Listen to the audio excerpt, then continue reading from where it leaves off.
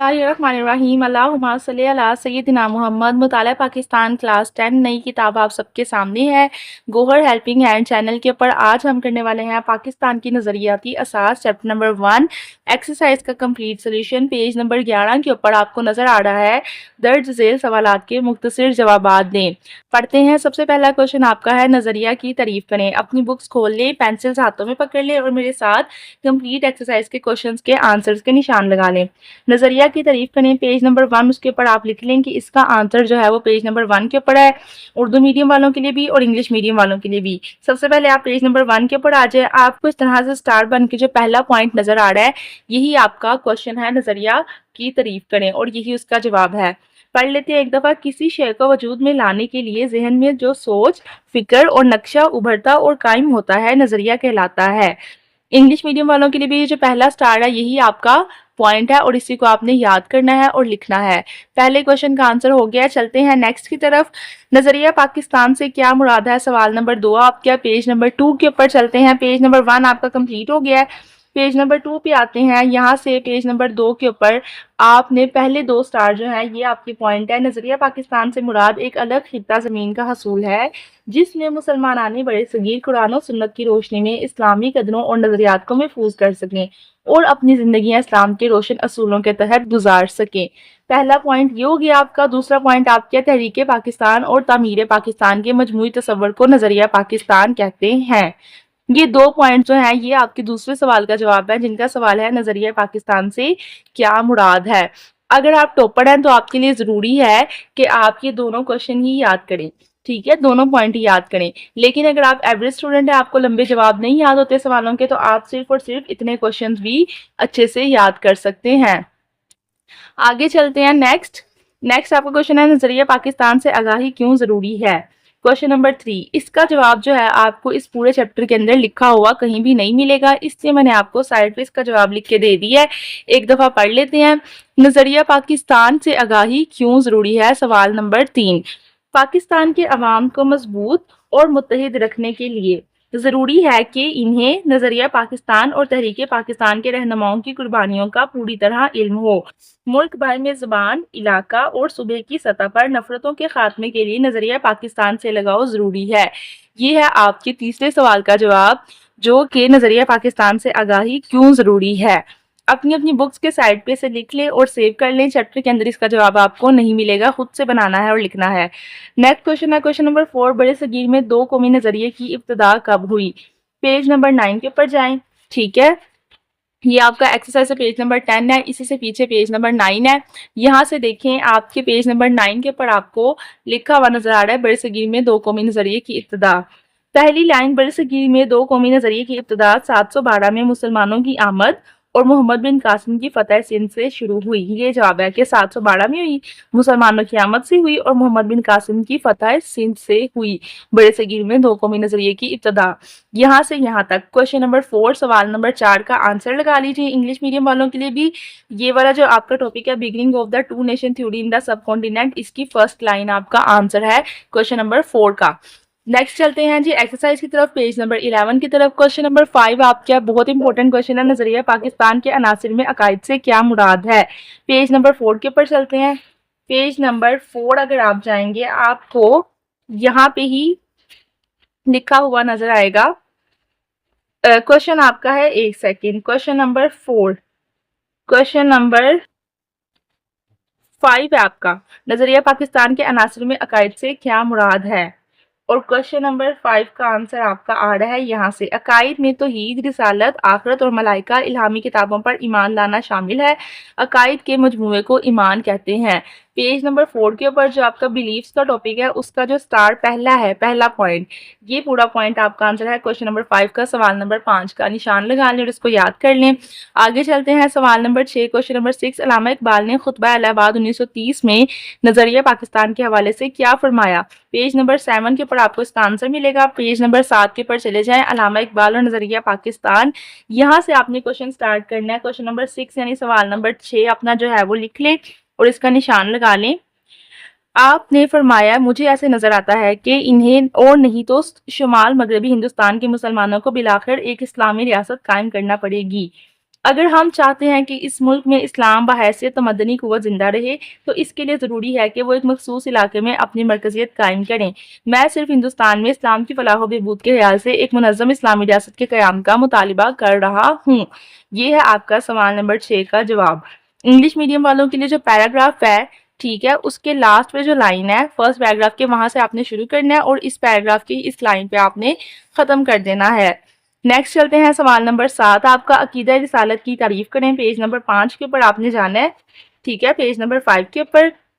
और आपने यहाँ से क्वेश्चन नंबर 7 है, अकीदा रिसालत का मतलब तमाम रसूलों पर ईमान लाना है। पहले आपने ये लाइन लिख लेनी है, ठीक है, अकीदा रिसालत का मतलब तमाम रसूलों पर ईमान लाना है। फिर आपने यहाँ से शुरू करना है, कुरान मजीद और इस्वा रसूल को सरचश्मा हिदायत मानना और हज़रत मोहम्मद रसूल अल्लाह को अल्लाह ताला का आखिरी रसूल और आखिरी नबी मानना और ये ईमान रखना कि आपके बाद कोई नबी नहीं आएगा।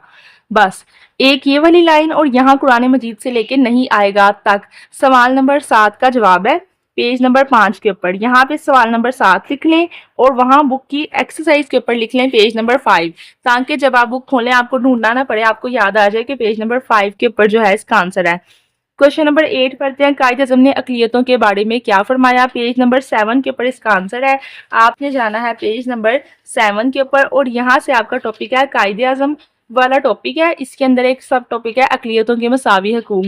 यहाँ से आपने शुरू करना है, कायद आज़म ने 2 टोक अल्फाज में फरमाया था कि पाकिस्तान एक मजहबी नहीं बल्कि इस्लामी फलाही रियासत होगी, यहाँ गैर मुस्लिमों को मुसलमानों के बराबर दर्जा मिलेगा। ठीक है, आप इबादत के लिए अपनी मखसूस इबादतगाहों में जाने के लिए आज़ाद हैं। आपका ताल्लुक चाहे किसी अकीदे से हो या रियासत का, इससे कोई ताल्लुक नहीं। पाकिस्तान के तमाम शहरी मसावी हैं और इन्हें मसावी हकूक़ हासिल होंगे। और उसके बाद एक लाइन ये भी लिख लेना, आपने इस्लामी रियासत के तस्वर की वजाहत करते हुए फरमाया। तो ये अक़लियतों के हकूक़ हैं, पहले फर्स्ट लाइन, फिर आपने फरमाया से लेके लास्ट लाइन। सवाल नंबर 8 का जवाब आप लोग भी अपनी अपनी बुक्स के ऊपर लगा लें और उसके आगे पेज नंबर लिख लें कि पेज नंबर 7 के ऊपर ये आपका क्वेश्चन का आंसर है। नेक्स्ट चलते हैं, क्वेश्चन नंबर 9 है आपका अब या कभी नहीं के अनवान से मशहूर किताबचा। ये वर्ड अक्सर बच्चों को पढ़ना नहीं आता और वो बहुत गलत जो है इसको पढ़ते हैं। ये वर्ड है किताबचा, यानी किताब को हम किताबचा भी कह सकते हैं। कब और किसने जारी किया। पेज नंबर 10 जो एक्सरसाइज वाला ही आपका है, इसी के ऊपर आपके सवाल का जवाब है। यहाँ से आपने शुरू करना है, 28 जनवरी 1933 को इन्हों की जगह आपने यहाँ लिखना है चौधरी रहमत अली। ये आपने बस इतना ध्यान रखना है, ठीक है। चौधरी रहमत अली ने लिख लें या इन्हों की जगह चौधरी रहमत अली, ऐसे हम लिखते हैं। चौधरी रहमत अली ने 28 जनवरी 1933 को अब या फिर कभी नहीं के अनवान से एक मशहूर किताबचा जारी किया, जिसमें मुसलमानों की अलहदा मुमलिकत के लिए लफ्ज़ पाकिस्तान तजवीज़ किया और इसका नक्शा भी पेश किया। ये था आपका इस क्वेश्चन का आंसर। अगर आप टॉपर नहीं है, आपको लंबे जवाब नहीं याद हो रहे, तो आप बस यहाँ तक भी कर सकते हैं, वो भी काफ़ी रहेगा। अगर आप ज़रा यहाँ तक कर लेंगे तो अच्छे नंबर मिल जाएंगे ज़्यादा। उसके बाद चलते हैं, कायदे-आज़म ने 1 जुलाई 1948 को स्टेट बैंक में पाकिस्तान का इफ्तिताह करते हुए क्या फरमाया, पेज नंबर 8 के ऊपर।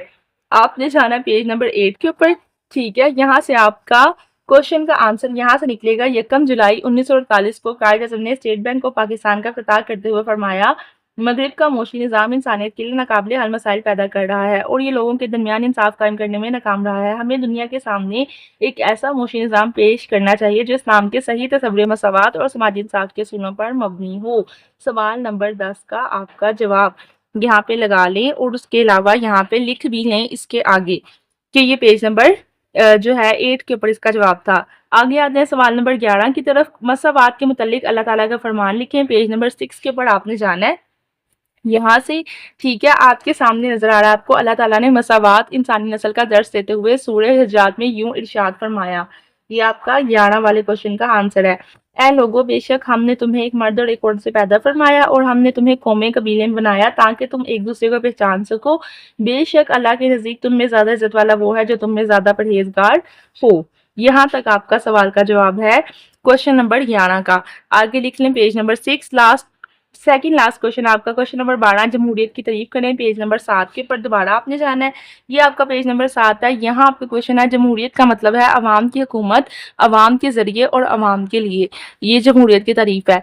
इस्लामी रियासत और मुआशरे की बुनियाद मशावरत है। हुकूमती निज़ाम सब लोगों की भलाई को पेश नज़र रखकर चलाया जाता है।